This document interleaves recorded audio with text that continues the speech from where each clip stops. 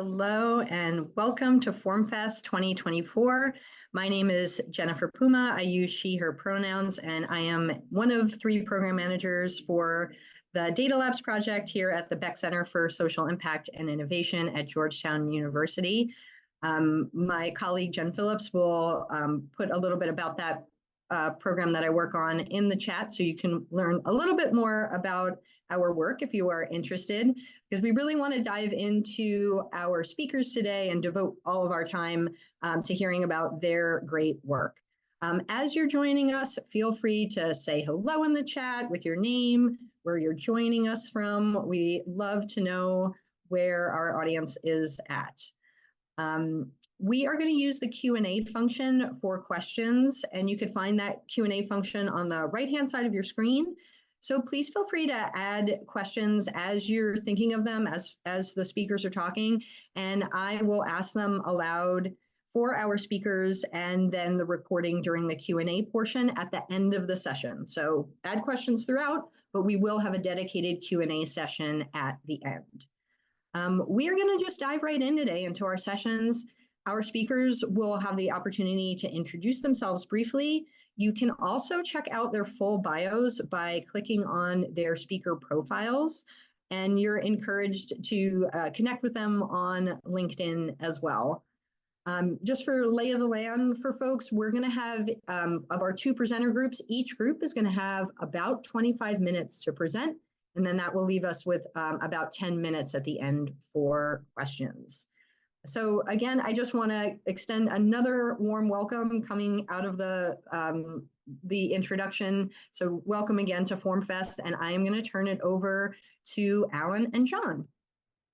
Yeah, thanks, Jen. It's great to be here. I'm John Owens with the Arizona Governor's Office, Office of Governor Katie Hobbs, and I'm here with Alan Holcomb from Arizona's Government Transformation Office, which is a really wonderful organization within the state that helps us do all kinds of stuff, including Form Frenzy, which we're here to talk about today. And so with that, let's dive right in. Alan's going to be driving, so why don't we hit the next slide, Alan? We can keep on moving. Okay, so we're going to start here today talking about sort of the governor's philosophy for what a people-centered government looks like and how that drives our work. This is a lot on the slide, and I'm not going to go through each and every bit of it. But the first thing to note is that the middle piece here are rainbow goals. These are the governor's 7 priority areas for state government. And each of the sort of boxes and arrows on the outside are different ways that we inform the work, right? So purpose and mission coming from the governor's office, but being informed by the work of public servants down at the bottom, who are also the implementers, how we measure success and how we use process and technology to drive the work forward.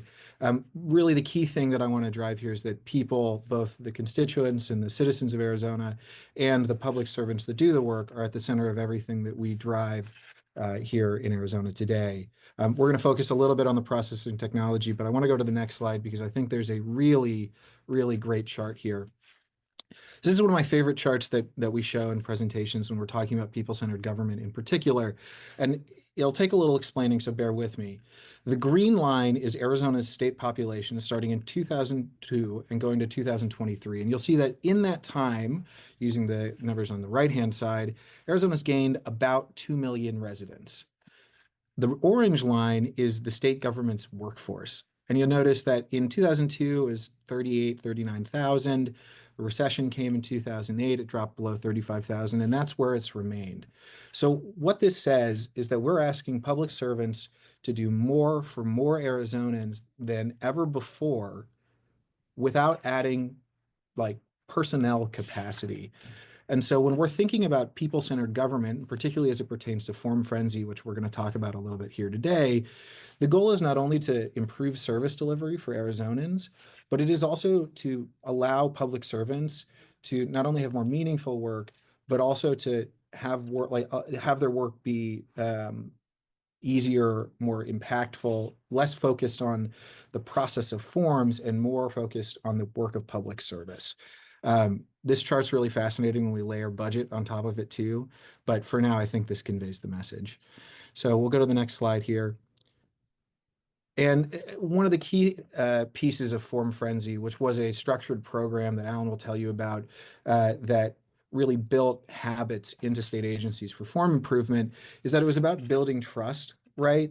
And we've got a little statement on here. It wasn't just to take a form and update it and improve it in an agency and then continue that learning. It was about understanding why we were doing that, to use that learning to go forward, and trusting not only that agencies are able to do that, but rebuilding the trust between the citizens of Arizona and government, understanding that we are working to serve them in a people-centered manner going forward. Next slide, Alan, please. So here's the sketch. The vision was a time-limited, time-bound program. We initially said 90 days.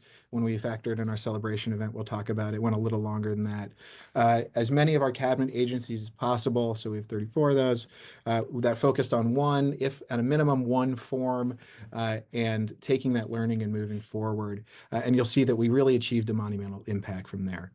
But with that, I'm going to let Alan jump in and start driving a little bit about Form Frenzy as the initiative itself. Okay, thank you, John. I appreciate it.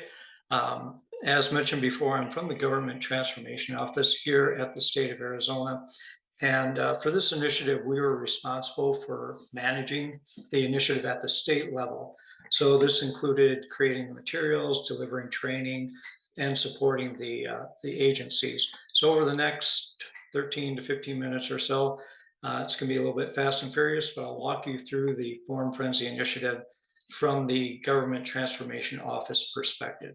So let's get started. Our Form Frenzy initiative had 4 distinct phases, which I'll go into more detail on the following slides. But first phase, and I also want to say that these phases all included a lot of planning that went into achieving what we needed to at each phase.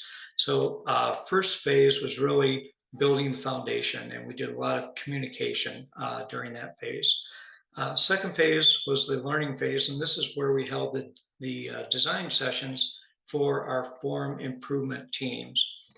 The third phase was the improvement phase, and that's really where the work took place, where the agency teams were improving those forms. And then last, we had our celebration event where we recognized our teams and our agencies. So you'll notice on some of my slides that there are months down at the bottom. These are the months when the activities or the phase occurred. And it's really there just to give you an idea of the amount of time that we spent, or the time period we spent in each of these phases and activities. So before we even started the work, our main focus was to start communicating about Form Frenzy to our agency directors and our continuous improvement leaders. Now, if you don't know what a continuous improvement leader is, each of our cabinet agencies here at the state have either an office of continuous improvement called an OCI, or they have a continuous improvement champion. And their purpose is to help agencies operate more efficiently and effectively through quality and service delivery improvements. So this really worked out well to tie in for what they do. And the reason we put such an emphasis on the communication beforehand is because we wanted to get buy-in from our agency partners and ensure that they were aligned with the governor's vision of this initiative. We also wanted to generate enthusiasm, really create a buzz across the agencies. And we were able to emphasize the importance of this work ahead of time. And we did start to set some expectations. Now, communication came in many forms. It was presented and discussed at the governor's office bi-monthly cabinet meetings. Also, we talked about it at our continuous improvement community of practice meetings.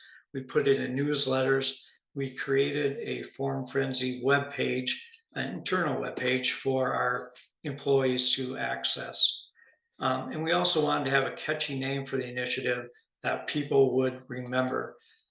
Something that when they heard about it, everybody knew what we were talking about across all agencies. So we really branded our material with this somewhat large logo, I guess I'll call it, of Form Frenzy. So we kicked off Form Frenzy with an in-person introduction session. Now, this session was also for the agency directors and our continuous improvement leaders. And this is where we really got into the when, what, why, and how of form frenzy.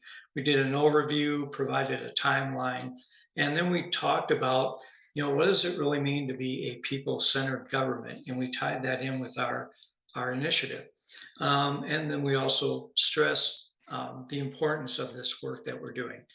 We didn't want to just provide information. We wanted to provide some sort of experience for the leaders so that they could connect with the work that their agency teams would be doing. So we facilitated an exercise where at each table, the table is given a government form, and it could be a local, state, or federal form, and they were to review it as a table and talk about what they thought was good about the form, and also talk about how they would improve that form. So we really, even though they wouldn't be doing the work, we were able to connect them with the work up front. We also provided guidelines for them to get started, and I'll touch on those real briefly in the next few slides. First, we wanted to make sure that we clarified roles and responsibilities, and we really emphasized the responsibilities of the agencies, which are those outlined in purple there, and those are the ones I'll focus on here.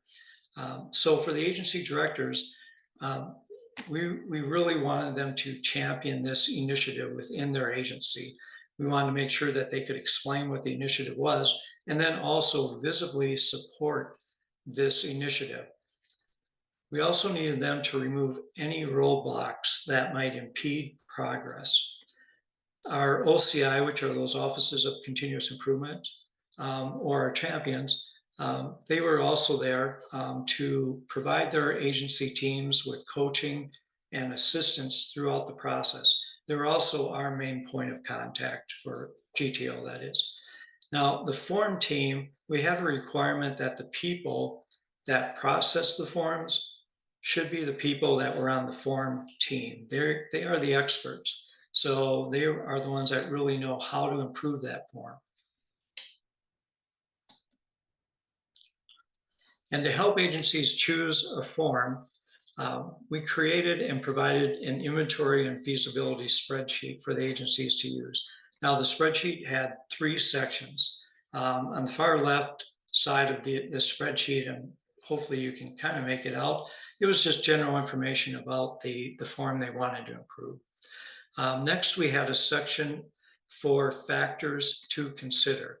And we provided a place for the teams to record data on that. Things such as, how often is this form used on a monthly basis? How many do they receive? Also, how many forms are they getting that have errors on them, or it's missing information and requires extra work? And then we also talked about consequences if a form submission is delayed, which really kind of placed an emphasis on how important this form would be. Now, when talking about these factors, we didn't want the agencies to lose sight of the people, because oftentimes with data, you don't think of the people behind that data. So that's what these pictures represent here. And we wanted agencies to be able to make a connection with their form and the people that use them.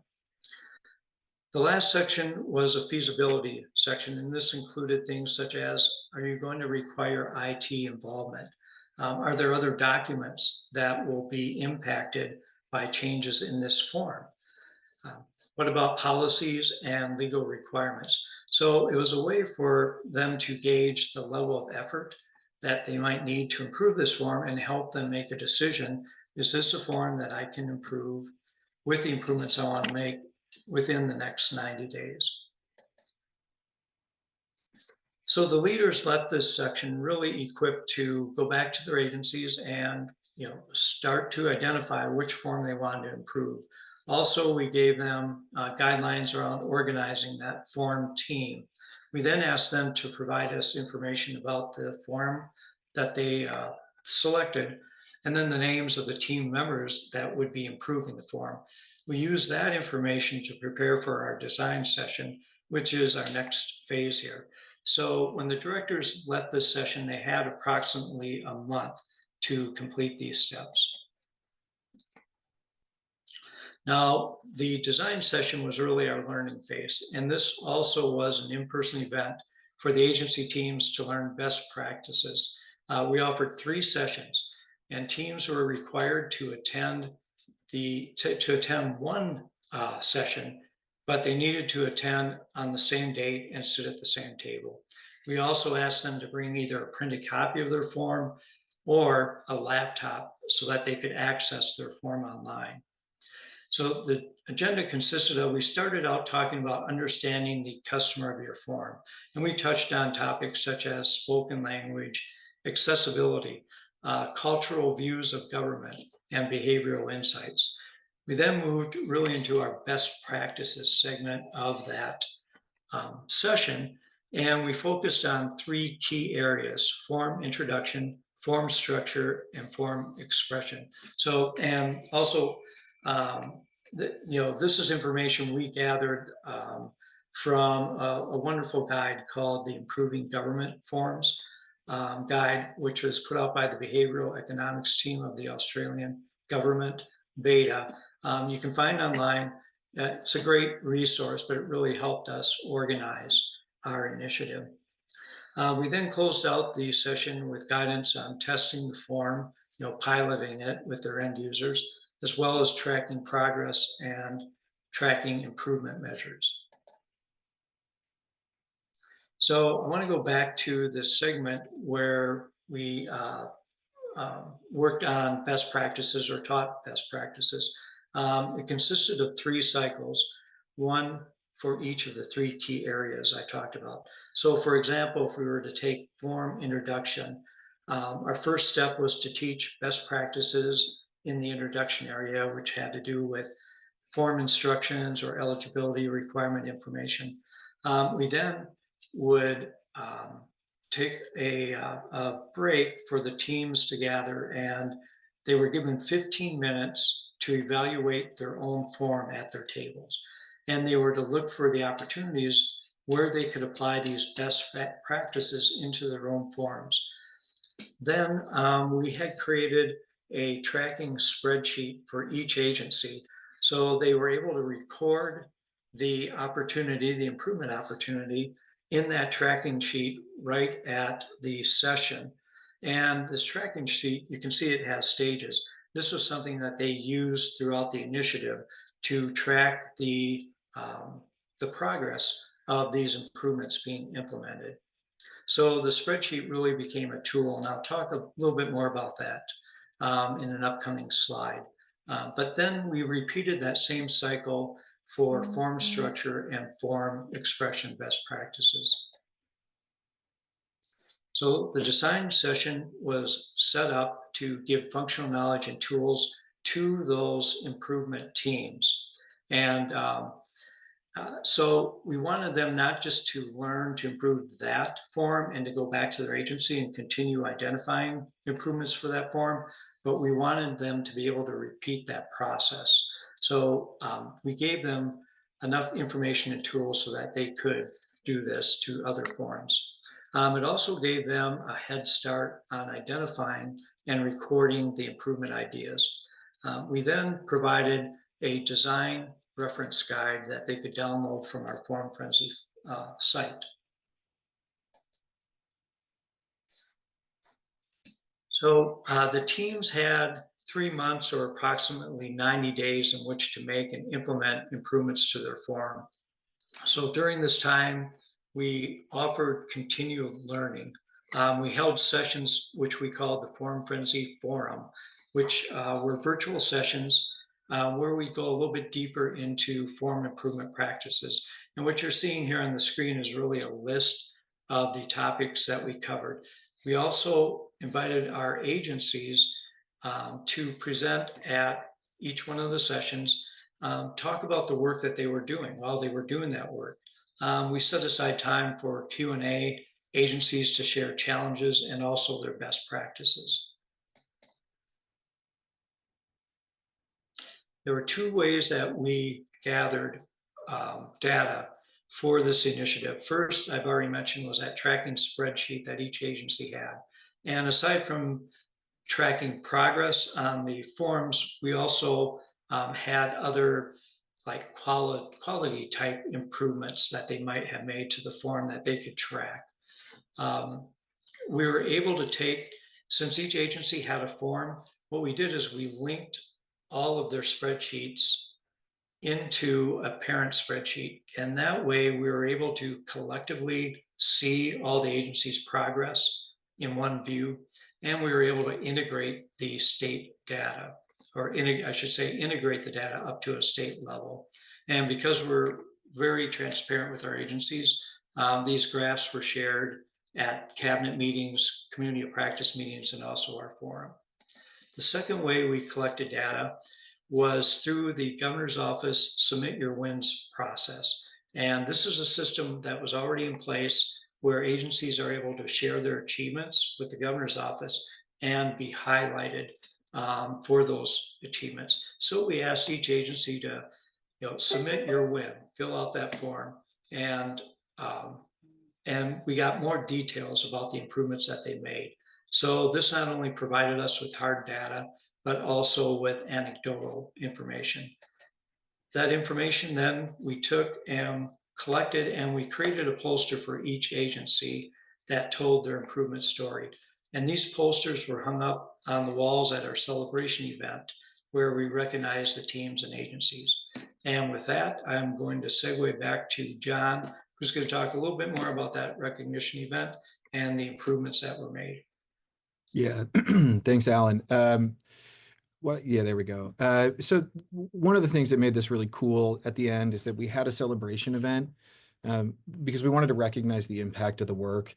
And this came from the top down. So you'll notice the governor spoke at this event. We had agency directors, we had OCIs, and we had the form teams at this event. So there was sort of a poster wall. The governor challenged the agencies to build the simplest government form ever. And more than anything else, it was an opportunity for line level staff at agencies who may not get a lot of face time with the director, or let alone the governor, to be in the same place, recognizing their important work. And I think this is like a really crucial point to keep the momentum going forward, is to know that it's supported from the very top. We're going to show some numbers here really quickly to talk about the impact. So Alan mentioned that, agencies had, we mentioned they had like one form they were working on, 34-ish agencies. From that, we had 433 improvements implemented, in like 40 forms, probably thereabouts, 180 form introduction improvements, 166 structure improvements, and 87 expression improvements. But the next slide is really the thing that I think is crazy and amazing. There's a 49% reduction in unnecessary questions of the forms that we worked on. There's a 50% reduction in the average median time to complete a form, and a 20% average increase in the number of complete and accurate forms received on the first try. Like, this is incredible. And I think that just by focusing the structure and giving the coaching that GTO did along the way, Alan and his team, agencies were able to go through this process, build the right muscle memory. And when they see the results like this, with the support from the top, they were able to really, like, as I mentioned earlier, have a monumental impact, even just in this first phase. Now, going forward, and Alan, maybe we skipped, yeah, we go here.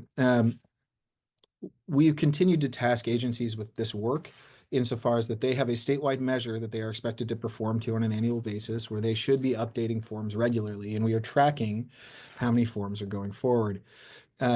This process, we were building the tool. It isn't quite finished yet, but the expectation is there. So I don't have numbers to share with you, but just know this work has continued onward, and Alan's team continue to support. But we're also going to spin up another program similar to Form Frenzy here this coming January, called Digital Dash, again, focused on some of our statewide measures. So this whole deck, you've been seeing Arizona's new state brand. Including this image on the bottom. This is a big thing for us. We're rolling it out. All the agencies are implementing right now. And there's a brand playbook and all these things, but we want to accelerate brand implementation. And we also have a statewide measure on digital accessibility. So these are typically the same teams working on brand implementation, digital accessibility, some combination of communications folks and IT folks. And so we're building a program, leveraging the success of Form Frenzy to have that same sort of structure to continue building improvements going forward. And I think it's a testament to Alan's team at GTO that this was so successful that we have a model we can recycle and build from to tackle other things that we'd like to as a state. That's really the end of the deck for us. Thank you so much for letting us spend some time with y'all and talk about this incredible success. From the governor's office perspective, I just really cannot emphasize enough how incredible the work of the Government Transformation Office was. And certainly we were sitting in the sponsor seat, but GTO really were the drivers of this. And Alan, huge kudos to you for the work that you executed here. So thanks, everybody. Outstanding. Thank you so much, John and Alan. A reminder to everyone who's with us today, we are taking questions from the Q&A panel on your view. So please submit those and we will have a Q&A portion at the end of the presentation. Now it's my pleasure to turn it over to Molly, Jen, Kat, and Minghua. So we've got a QR code here if anyone wants to follow along on the slides. And I'll let Jen go ahead. Welcome to Encouraging Enrollment, Making Low Friction Accessible Forms for MyMassGov.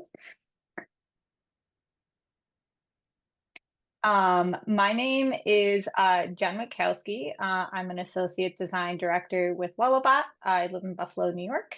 I am a white woman with medium brown hair and I have glasses. Hi, my name is Kat Shaw. I am a CPACC certified lead engineer at Lullabot. I live in Perry, Kansas, which is 1 hour outside of Kansas City. I am a short woman with brown curly hair who wears glasses, and I have an olive complexion. My name is Molly Tafe. I'm a senior UX UI designer at Last Call Media. I am a white woman with medium light brown hair and glasses, and today I'm wearing a red shirt with tigers on it.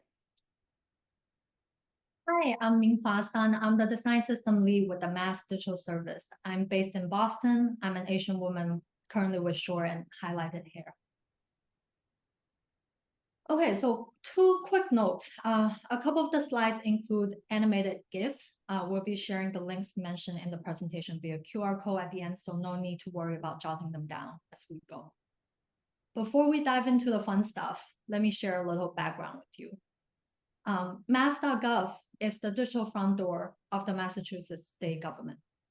It's where constituents go to find information about renewing driver's license, applying for unemployment benefits, booking a campground, and much more. It provides information on these services and funnels users to transactional applications where they can complete their tasks. What is Mayflower? It's the Commonwealth design system originated from the Mass.gov redesign project. It's a design and front-end toolkit created by our digital service team to help state agencies build accessible, modern digital products. By scaling design best practices, Mayflower enables consistency and cohesion across all public-facing digital experiences. Today, Mayflower includes a tech-agnostic documentation on design principles, branding, foundational tokens, and a core set of components. The GIF that you're seeing on the screen cycles through some of the pages on the Mayflower documentation site.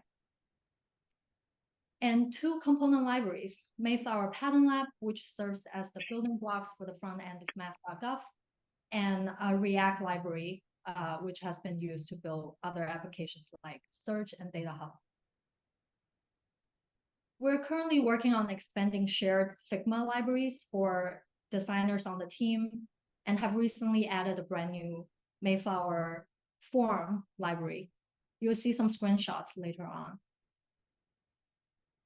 Okay, so here's the challenge. Mass.gov is primarily an informational site, while transactions are handled elsewhere. Forms on Mass.gov today are typically embedded from third-party applications that don't directly leverage Mayflower artifacts. This means Mayflower forms haven't been thoroughly tested in production, leaving us with exciting opportunities for design and accessibility improvements. With that, I'll pass it over to Jen to share more about the exciting work that we've been doing. Hi, so before we get into the work, I just want to give an overview of what MyMassGov is and what its purpose is. So MyMassGov will be the central personalized space where constituents manage access to state programs, keep their accounts secure, and store their personal information. Constituents can store information about themselves in one place and choose to share that with agencies to make applying for, accessing, and updating benefits fast and painless. It's very much still a work in progress, but right now it consists of 3 types of functionality. The first type is single sign-on. Constituents can create an account using MyMassGov and sign into services using a single username and password, similar to what login.gov is doing now. The second is universal profiles. Constituents can fill out basic profile information, such as their name, their address, phone number. They can do that all in MyMassGov, and then constituents can choose to share that information with services during the application process to pre-fill in application fields, therefore saving time, especially if they're filling out multiple applications at the same time. They don't have to keep adding that same information in. It just auto-populates. And then finally, we have identity verification. Using MyMassGov, constituents can go through the identity verification process using their profile information. When applying for state programs, the application can check to see if the applicant has been verified, allowing the applicant to sometimes skip the verification process if they've already been verified through MyMassGov. As you can imagine, a large part of the user experience of MyMassGov revolves around constituents filling out forms. So we had to make sure that our forms were accessible and easy to use. So a little more background on why we're going to focus on forms. I'm sure a lot of folks are familiar with the Delivering a Digital First Public Experience memo. And they call out forms in there because forms are an essential component of government and often a prerequisite to gaining services or benefits. And so as you can see here is sort of a early state form. Only 2% of federal government forms to date have been digitized, not including this sort of fillable PDF. The public spends a lot of time filling out paperwork, and a lot of benefits go unclaimed because these types of forms are difficult to fill out. And so we want to encourage constituents to fill in as much information as possible by creating an experience that's easy, accessible, and efficient. And there is definitely evidence that this works. We'll use Code for America's Get Cal Fresh as an example. They've increased the participation rate for SNAP by 7% over the 6 years since it was launched. Around 73% of people are using this application. And it's helped so many people get access to food assistance. As you can see, this sort of simple 1 question per page is much better for cognitive load and much easier for folks to fill out and get the benefits that they need. And we'll dive into how we updated the Mayflower forms to work better for MyMassGov. So when it comes to form flow, we wanted to create a flow that didn't overwhelm constituents. The team conducted some research on numerous flow types and groupings of form fields. Based on the results of that research, we created a form flow that was more focused and broke up the questions to round about 1 to 2 questions per page. The progress indicator at the top provides wayfinding on feedback on where they are in the process of completing the form. We received lots of positive feedback from this process. Here's a quote from a study participant. I get overwhelmed by too much information, so the step-by-step process with only 1 to 2 things to fill out on each page really helps me focus. And we heard a lot of feedback similar to this when we were conducting experience assessments during our process. When it comes to the form components, this is just a brief visual overview of the types of form components we updated and the states we revised in order to make them more accessible. We often look towards the United States Web Design System, or USWDS, for inspiration and guidance during the design process. We'll dive a little bit into the basic form element improvements we made here. So first of all, we added a description field, so we didn't have to rely on placeholder text. We improved the outline visibility with a higher color contrast and a larger input area on inputs. And we added icons for features like view password, which I find super helpful when I'm filling out forms. And here's a little zoom in on the field states we did, and we added to Mayflower. So you can see there's hover state, there's active state, focus state, error state, all fully fleshed out. And we will dive a little bit more into that as we start to talk about accessibility. I'll hand it over to Kat. Thanks, Molly. Okay, so let's see here. So what are the top accessibility features for MyMassGov?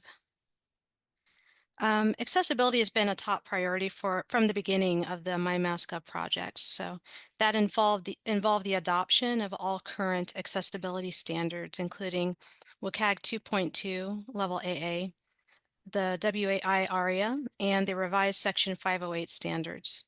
With that in mind, I'm going to talk about the top 3 accessibility features for this project. So the first one would be form labels. The second one we'll talk about is focus behaviors. And the third one we'll talk about are alerts and messages.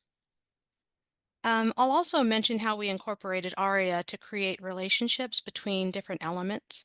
And these relationships help users of assistive technology, or AT as it's called, to access this content. So, okay, let's get started. So first we're going to talk about form labels, which is the first accessibility feature. We'll talk about the use of placeholders. So concerning placeholders, MyMassGov does make use of them, but only to supplement the form field. It's bad practice to replace labels with placeholders, meaning you can't rely on placeholders alone to label a field. And this is because they disappear on keyboard focus, and they aren't read aloud by assistive technologies, or AT, like screen readers. It's good practice to use optional placeholders in addition to labels, meaning that placeholders are optional and should be added to form fields as needed. And a good example placeholder would be to show like an example phone number in a field. It's better to default to using, like Molly was talking about, description or help text or suggestion text for formatting help. So if we look here at the screenshot for the use of placeholders, we have a label titled date, and we have a placeholder containing the US date format with mm/dd/YYYY.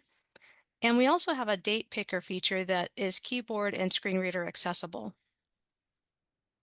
Okay, next up, I want to talk about the placement of labels. Regarding the placement of labels, the current implementation of MyMassGov uses left to right languages by default, but will incorporate international languages in the future. With left to right languages, and with checkboxes and radio button fields, for instance, you should always place the labels on the right of the fields. With all other fields, you should place the labels on top of the fields. But with right to left languages and other international languages, you should always take each country's accessibility standards into consideration. With our screenshots here, we have, for the placement of labels, we have 2 fields that demonstrate how the labels are placed to the right of both the checkbox and the radio button fields. And then we have the input field here that demonstrates how the labels are placed above the field types. Okay, so next we'll talk about the types of labels. Regarding the various types of labels, all form labels are visible by default on MyMassGov. With visible labels, it's best practice to use visible labels for all form fields whenever possible. Visible labels help all users to identify a form field's purpose, especially those users with cognitive disabilities. And then there's also hidden labels. I like to call them visually hidden labels, and they're often used for search forms in site headers. They should be used sparingly, and they should never be fully hidden using ARIA hidden equals true or display none with CSS. Instead, they should be visually hidden using one of 3 main methods. So the first method is to keep the label and use CSS. This moves the label out of the viewport, and you'll often see CSS classes like sr-only or visually-hidden. The second method is to have no label and to add aria-label, the aria label attribute to the form field. And the third method is no label and using aria labeled by attribute to the form field.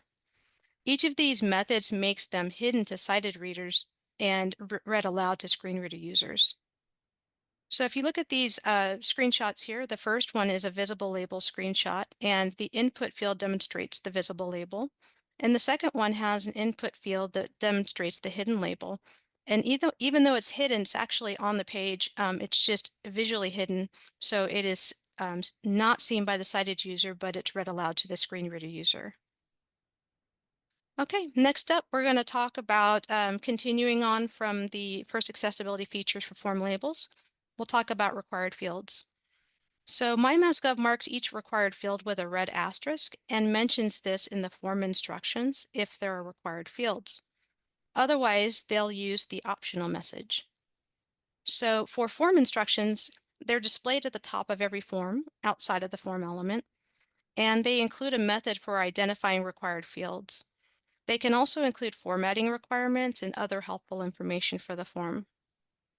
If you notice this screenshot for required and optional form instructions, the required instructions state all fields marked with a red asterisk are required. Then the optional instructions say all fields are optional. Both are just fine. Next up, we have form fields, and you can add required text within the label for assistive technology to announce that it's a required field, and you should. You can add a visual indicator, like an asterisk, within the label or next to the label. Regardless of the method, don't forget to always add ARIA relationships so they get read aloud to screen reader users. In this screenshot example, this is a required form field with a red asterisk, a red border around the field, and an error message. Okay, so next up we have field sets. So MyMassGov does use a thick red border around field sets and fields within it that have errors. So for field set legends, every field set should include a legend. Each legend acts as a label for the field set. This first field set that we have here, we have an optional field set, and it has a legend along with optional fields. And the legend has a value of a group of phone numbers. So fields within field set, the field set legends are automatically connected to the fields within the field set. And each regular field or radio group field should have its own unique label. If you look at this required field set screenshot, you'll see that we have a legend along with required fields. And the legend here also has a value of group of phone numbers. But here you'll notice that the field set has a border around all of the fields to indicate that all of the fields are required. Okay, so the second accessibility features are focus behaviors that we want to focus on. With keyboard tabbing, MyMassGov designed and implemented a clear focus visibility and logical tabbing order. For focus visibility, our focus state has its own visual styling separate from hover styling, and our focus visibility exceeds the level AA requirements. It has a 3-pixel solid line. It actually meets the level AAA success criteria, which is for the WCAG 2.4.13 focus appearance. In this screenshot on the left, you have the focus visibility, and it displays the focus visibility states for 3 types of fields. The top one is the input field. The middle one is the select field. And the bottom one is a more complicated phone number field that has a select field on the left and an input field. For logical tabbing order, assistive technology and keyboard users use tabbing to access content. Keyboard tabbing order should always match the visual order on the page. In this logical tabbing order animation screenshot, the animation displays the logical tabbing order of an address form. And here you'll see the user is tabbing through the form with their keyboard, and it matches the visual order of the fields on the page.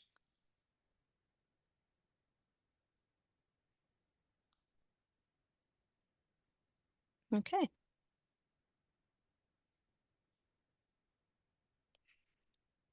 Okay, so next up we have, we're going to continue talking about focus behaviors with light and dark mode. So all elements on the page, including focusable elements, include light and dark mode styling.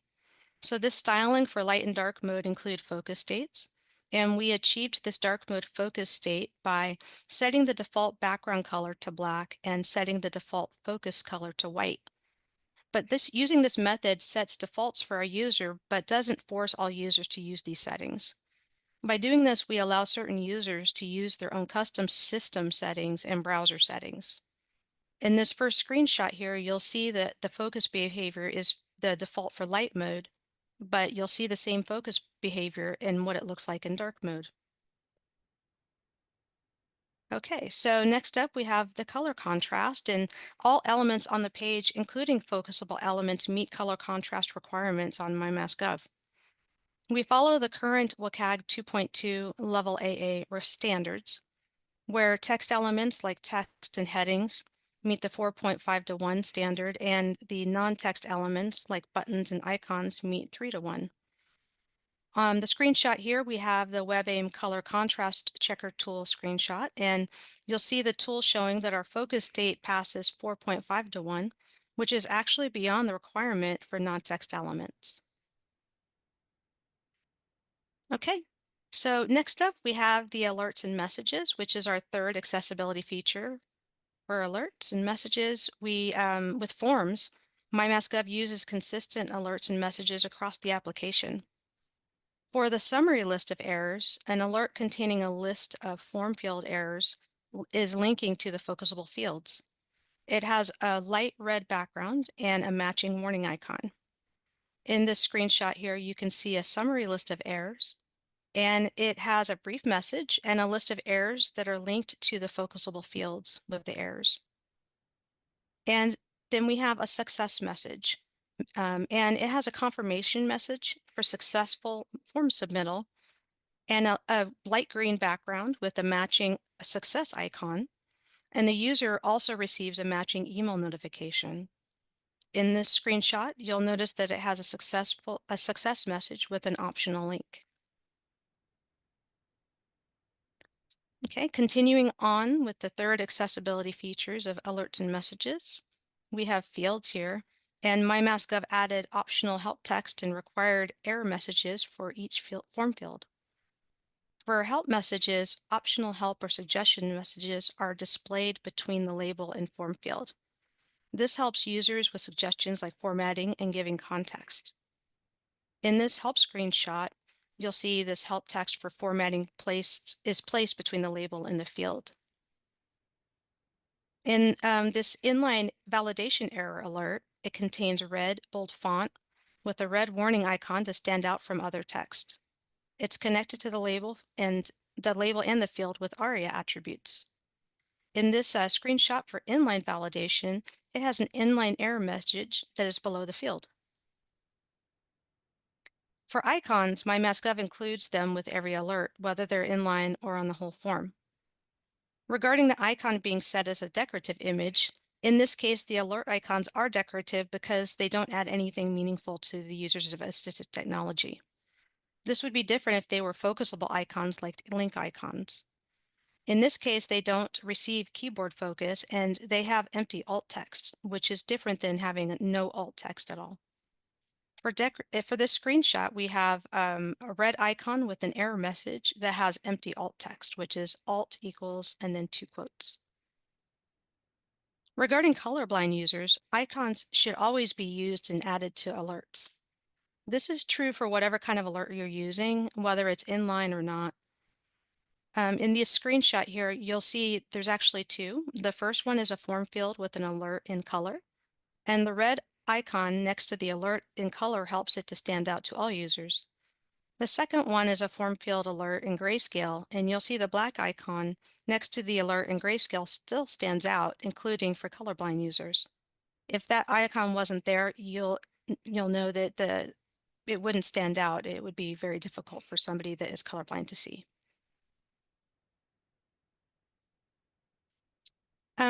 So concerning MyMassGov's motivation for incorporating accessibility, as we all know, there are a lot of people with one or more disabilities who simply want to access our content and services. According to the Centers for Disease Control, or the CDC, 28.7% or 1 in 4 adults in the US have one or more disabilities. According to the World Health Organization, or the WHO, 16% or 1 in 6 people globally have one or more disabilities. Through these 3 accessibility features I've discussed, as well as others I wasn't able to, the MyMassGov team worked diligently to make this happen for the citizens of the Commonwealth of Massachusetts. Thank you so much, Kat. Yeah, this is excellent information. We are going to switch over to our Q&A portion right now. And it's great having these 2 teams in this room because I feel like they're like 2 sides of a coin here. We have the Arizona team, which has talked more broadly about an initiative that's coming down from the top and how to make change across many different offices. And then we have the awesome granular information of mass.gov and like, what does it actually take when you're in the weeds and doing this work and doing it well and thoughtfully and with care. And so I just love seeing this, seeing both sides of this work.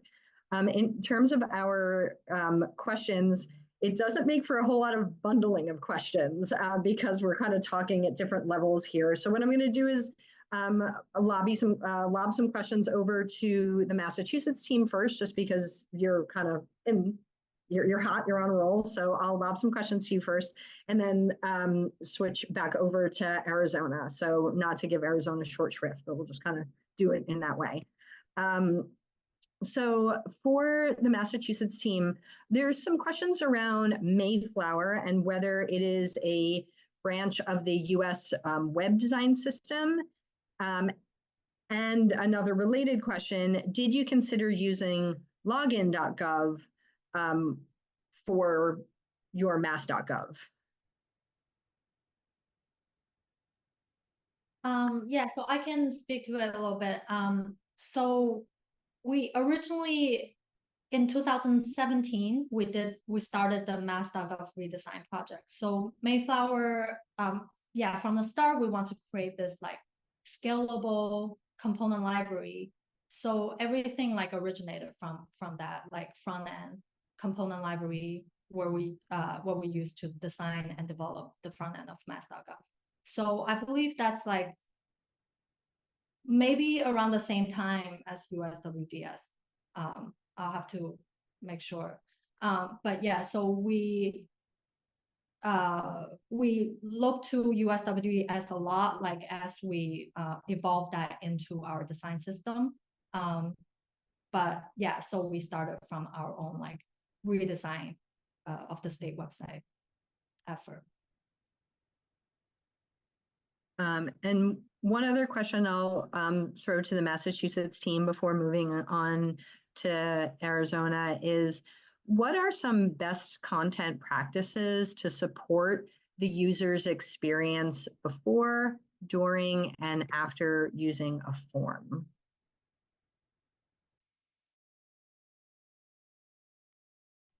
That is a great question. So we're actually in the process of doing some usability testing around this. And what we found is that when it comes to content, it's tricky to strike a balance between explaining too much and explaining too little. And so we found that some constituents need more information. Some constituents see too much text and they don't read anything. And so what we've been doing is figuring out like, where do we take additional information and bring users off to additional links, or have like supporting copy live somewhere else outside of the form experience, so that way it doesn't impede the constituent from filling out the form, but yet that information is there for them if they need to learn a little bit more about things like around privacy or how their information is going to be used. So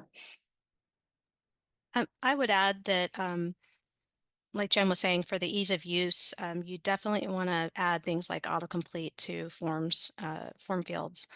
It's actually a requirement for the WCAG's 2.2 standard, and I think 2.1, so that people, when they're filling out their forms, if they have that all set, things like their first, last name, address, and things like that are already filled out, and that speeds up the process. I think we all know how that is when you go through a form when that's not the case.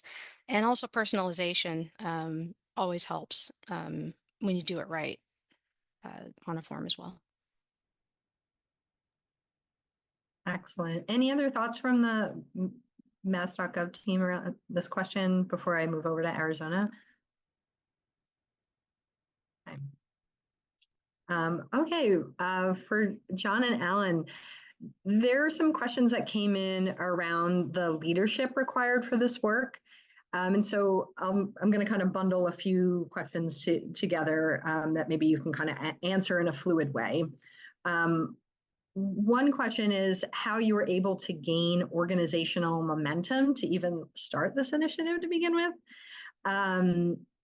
And like kind of related to that is, was there a mandate then for all agencies to participate? The person who wrote this question was saying that they expect it was challenging to maybe get that much alignment when agencies are facing a lot of multiple competing priorities. So organizational momentum, mandate, yes, no.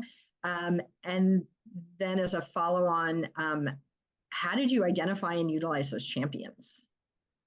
Yeah, so I'll start from the top here, and those are all really good questions, and they all present really interesting challenges. I'll let Alan talk about the champions within the organizations, but at least initially, it took a lot of really dedicated communication building to it. You know, we have monthly cabinet meetings managed by our director of operations, who is sort of our champion in the governor's office for it, part of our senior staff. And so we really hammered that this was coming. We hammered that this was something that they were expected to participate in. I wouldn't go so far as to say like mandate, but expectation's a good word. And I think the same thing will go for Digital Dash going forward, right? Like we've talked about it a lot. We're going to start sending out dedicated communications, some of the pre-work. And of course, GTO will then help build the champions within the organizations for that. But it is a challenge, right? That slide I showed at the beginning, population to state employees, there really are a lot of multiple competing priorities. We're fortunate that we have OCIs in each agency that are able to really champion the work within. But we made it clear to the directors of agencies that they were expected to participate as well. Alan? Sure. Just to tag on to that real briefly too, the state of Arizona has what they call scorecards that align with the governor's priorities. So those scorecards, each agency, cabinet agency, needs to provide information. And one of those metrics for that scorecard is form improvement going forward for this fiscal year after form frenzy. So I just wanted to throw that in there, that there's also another mechanism to keep the momentum going around this with the agency and the agency directors. As far as the champions go, each of our cabinet agencies have what they call an Office of Continuous Improvement, or what they call a Continuous Improvement Champion, sometimes called a Lean Champion. And they work with their agencies and the operations of their agencies to make things more efficient, to improve processes and so on. So they were a natural to pull into this. And we utilized them they were part of the whole communication introductory part of the initiative. So we got them on board right away, and we supported them as well as the teams from their agencies. So it really kind of was part of their wheelhouse just to naturally fit into that. Excellent. Thank you, Alan. And I'm going to tack on one more question before we come to a close, and it's around back-end tools. And so the question is, were all the agencies using the same data tools on the back end, or were there multiple form options? Depending on the agency, their forms varied. I mean, they could have had web forms, they could have fillable PDFs, even some had printed forms that were still being used. As far as managing the overall initiative, most of our state agencies are on the Google platform, so we utilize the Google tools, spreadsheets, and so on. Some that didn't, we had to provide access like through Excel and that sort of thing. But for the most part, since all agencies are on the same platform, they weren't like software type tools like systems. They were more tools that are available to anyone. Yeah, and just really briefly on that, we were sort of agnostic about the whether the form's digital, to Alan's point. Some of it was getting the forms digital. We skipped over the kinds of improvements slide to stay on time, but some of it was digitizing forms, some of it was translating forms, some of it was plain language. The point was less about picking a kind of form or picking a kind of data type, and it was more about building the muscle memory and the habits of going through this work, particularly as we look to digitize increasingly going forward. We just stood up our state digital solutions office, and they're working on similar things to what Massachusetts talked about here. I think everyone's moving that sort of single front door to state government perspective. But to the point Massachusetts made, this great team in Massachusetts, we wanted to get agencies in the habits of building the right kinds of forms so that when we start moving in that direction, there's less of that work that has to happen in advance. Mm-hmm. Well, thank you so much to the audience for your great questions. We'll give a virtual round of applause to our speakers. Thank you so much for sharing your great work with us. Reminder to the audience, connect with these folks on LinkedIn. You can always reach out to them for more information and go deeper on any of this stuff. I mean, that's why they're here. We're here to share and be a community together. So please do that. During our upcoming break, speed networking will be open, so you can use this optional time to connect with other FormFest attendees. You can also explore other attendees' profiles and connect asynchronously in our attendee tab. So with that, we're just going to end the stream, but really, truly thank you so much once again to our speakers and to everyone in the audience who joined us. Enjoy the rest of the sessions.